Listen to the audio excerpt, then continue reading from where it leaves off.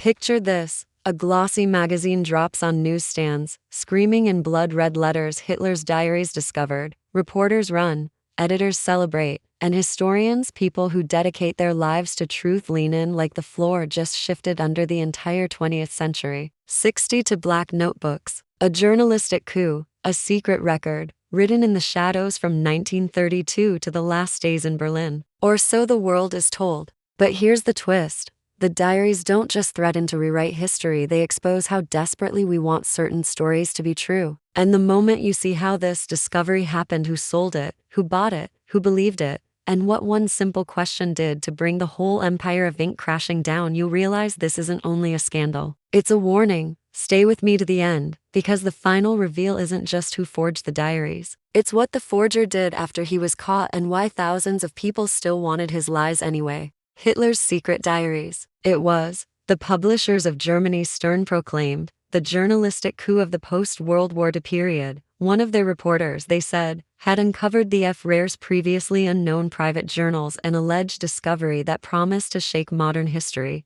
On April 25, 1983, Stern made the announcement in the loudest way possible. In blood-red letters splashed across its cover, the weekly magazine declared a publishing exclusive, "Hitler's Diaries discovered." Inside were 40 pages of extracts illustrated with 10 examples of the Nazi leader's handwriting, presented as the first of 28 installments planned over the next 18 months. The material, Stern reported, came from 60 notebooks bound in black imitation leather that the magazine had recently acquired. The story was irresistible. Unknown to Hitler's associates at the time and unknown to historians ever since, he had supposedly kept a handwritten diary from mid-1932 until just 2 weeks before his death amid the ruins of Berlin in April 1945. That was the claim Peter Koch, Stern's editor-in-chief, made at a self-congratulatory press conference in Hamburg. The diaries, he said, had been obtained by the magazine's 51-year-old investigative reporter, Gerd Heidemann.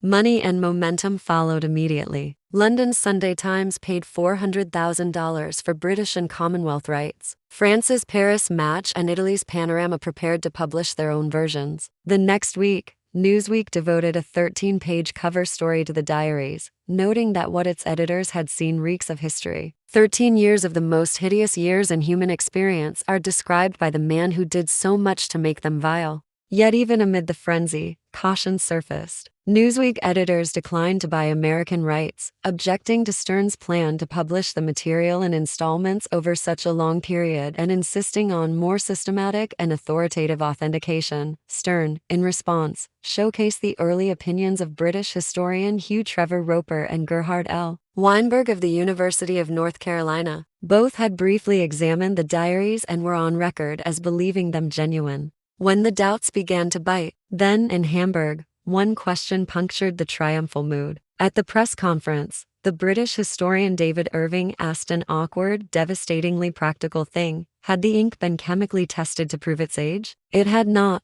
Almost immediately, the endorsements began to wobble. Weinberg urged Stern to call in handwriting experts and allow scholars to examine the diaries page by page. Trevor-Roper first suggested that some documents in the cache might be fake, then went further, declaring that all were forgeries until the opposite is proven. German historians rushed into the controversy, one accusing Stern of caring more about sales than scholarship. The numbers, at least, were real. The magazine boosted its 1.87 million circulation by 300,000 copies with the first installment and raised its newsstand price from $1.25 to $1.45. Skeptics also challenged the story on common sense. How could Hitler have hidden a diary from secretaries, valets, and military assistants? No one from his inner circle had ever mentioned such a habit. It was also well known that he hated writing and typically dictated correspondence to a secretary. When he did write, it was usually in pencil. And from January 1943 onward, he was known to have suffered from palsy, with severe shaking attacks that made it nearly impossible to write legibly.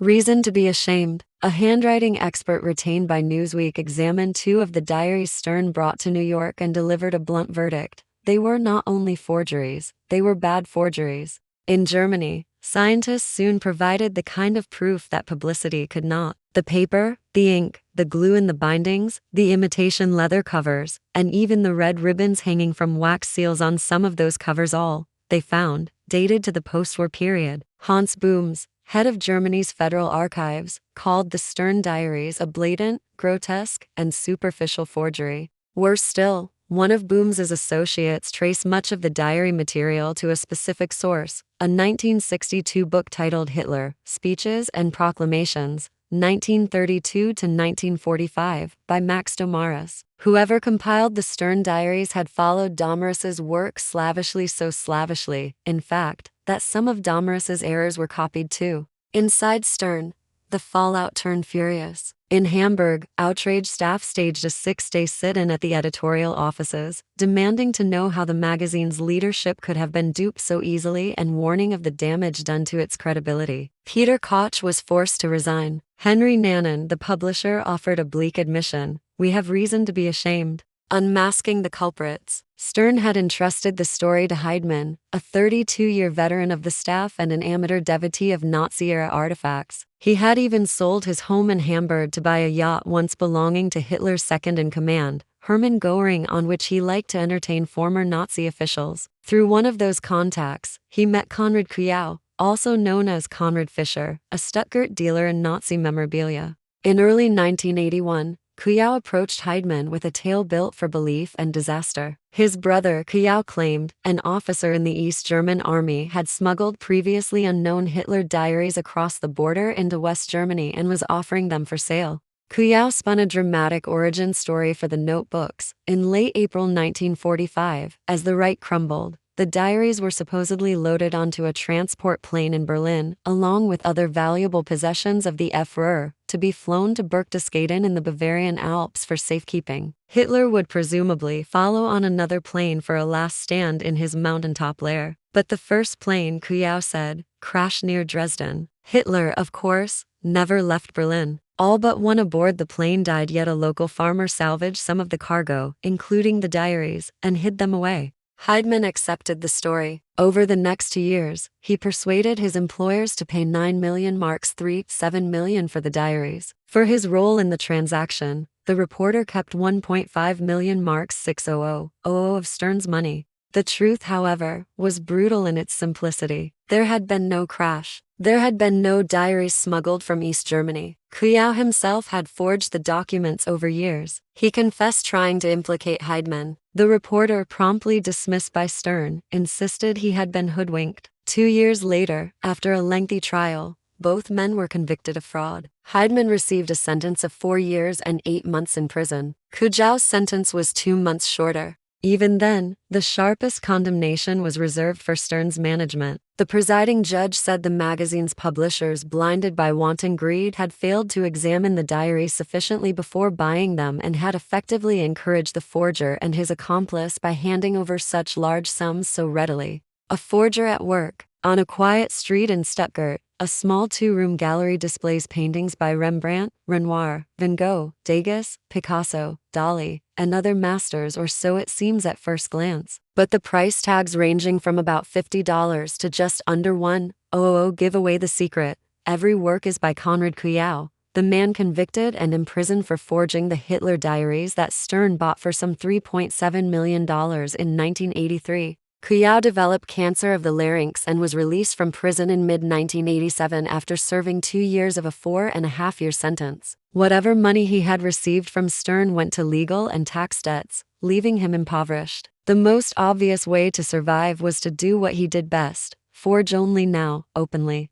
His shop is called the Gallery of Fakes. On the back of each Rembrandt, Dali, or other painting in a famous style is a stamp, certified fake by Konrad Kujau. The stamp, he explains, is meant to avoid legal problems, but I find some customers want the stamp anyway because they say I'm as well known as the original master. For roughly a decade before he swindled Stern, Kujau had sold fake Third Reich memorabilia to Nazi enthusiasts. His output included watercolors attributed to Hitler. There are genuine Hitler paintings from before he entered politics and bearing a signature Kujau claimed he could produce as fast as his own. He began painting the works now for sale while still in prison and continued after his release, working at an easel in the upstairs study of his Stuttgart home. Kujau insisted his paintings were not copies of existing works but original creations. Before starting each one, he studied the coloration, technique, and materials used by the artist so his work would closely resemble that of the master. If you want, I can also tighten this into a punchier magazine style, feature shorter paragraphs, more suspenseful pacing, or make it sound like a YouTube narration script while keeping the same facts.